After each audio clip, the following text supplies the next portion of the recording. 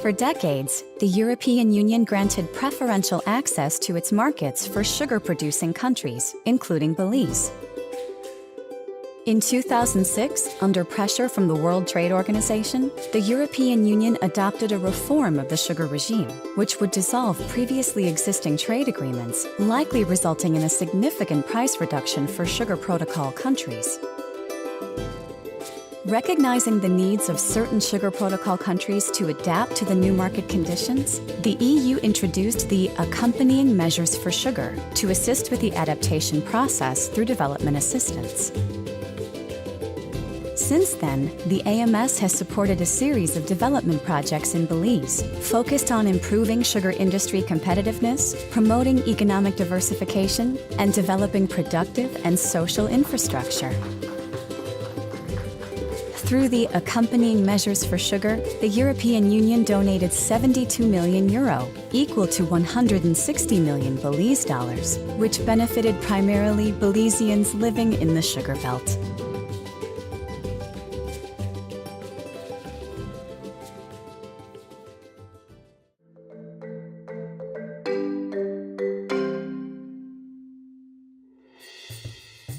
Quality and productivity were defined as the primary drivers for the success of the Belize sugar industry as it enters the open market.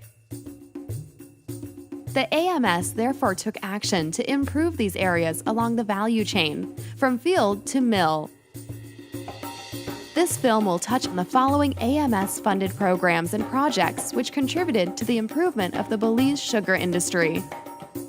One of the most important competitiveness actions was the institutional strengthening of the Sugar Industry Research and Development Institute, known locally as CIRDI. CIRDI has in turn provided support and technical services to the industry, contributed to better monitoring for improved cane quality, and improved coordination among industry stakeholders.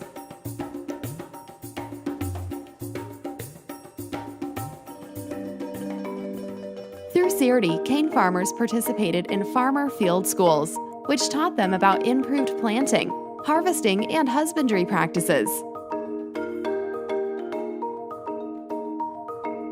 A key development has been the Sugar Industry Farmer Field School program, pioneered by CIRDI in Belize.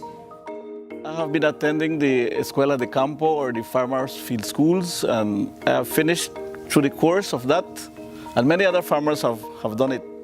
What I have learned is that we can introduce new varieties to our fields with more sugar content. We have learned to use fertilizers more effectively on the ground. We have also learned to do the no reburning practices. We do not do the second reburning. We leave that in the fields so that it can deteriorate and thus create a better atmosphere for our fields. An integrated approach to pest and disease management was also developed, complete with a new entomology and pathology lab, the first of its kind in Belize. This program is intended to provide farmers with solutions to manage sugarcane pests and disease. Mostly the farmers used to rely on insecticides. And it's worrying because they get different type of insecticides, different dosages they use, and they mostly contaminate the environment and themselves. We teach them how to protect themselves, read the labels properly, and use the correct dosage and the handling of the pesticide. But that is only if, after a monitoring, it says to use pesticide. The diseases of the sugar stocks, they are dealt with according with the varieties. That is why we plant and change varieties that are not susceptible to the diseases. Through the AMS, a sugarcane replanting program was established to support cane farmers in northern Belize. With support from the Caribbean Development Bank and the Development Finance Corporation of Belize, farmers were provided loans to assist with the replanting of their cane fields, a practice which is often overlooked and contributes to low yield. This in turn led to increased productivity and sugarcane quality for the participating farmers. Gracias por el programa, porque yo no tenía las finanzas para sembrar.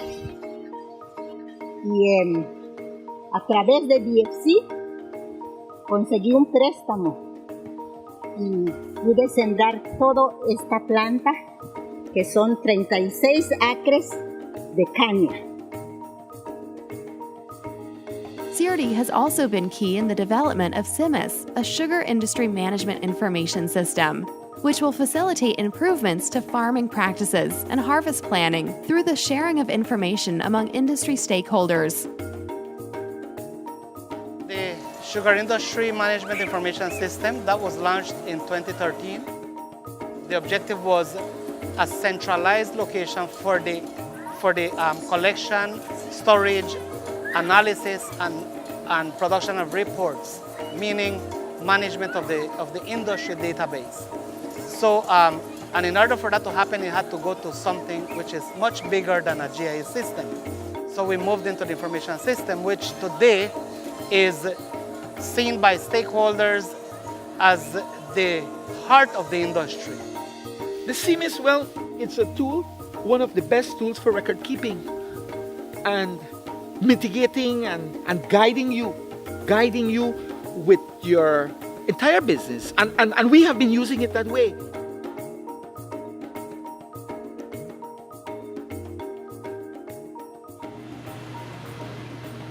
Another action of the AMS is the introduction of a new method of cane quality testing within the Belize sugar industry.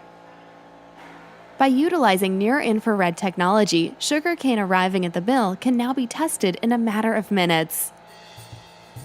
Currently, with the introduction of the near-infrared, we will be using high advanced technology to determine a lot of parameters on cane quality that will help us to better understand what is happening in the field.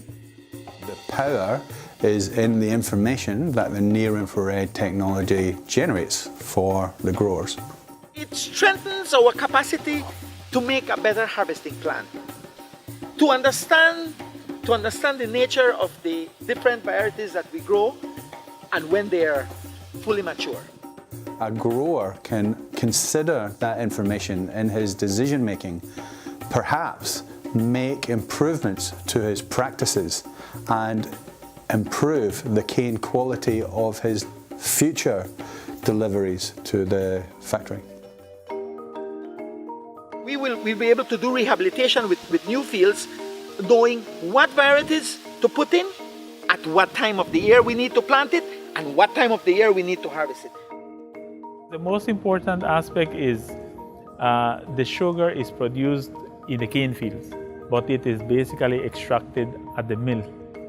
Everything we do at the field impacts what happens at the mill.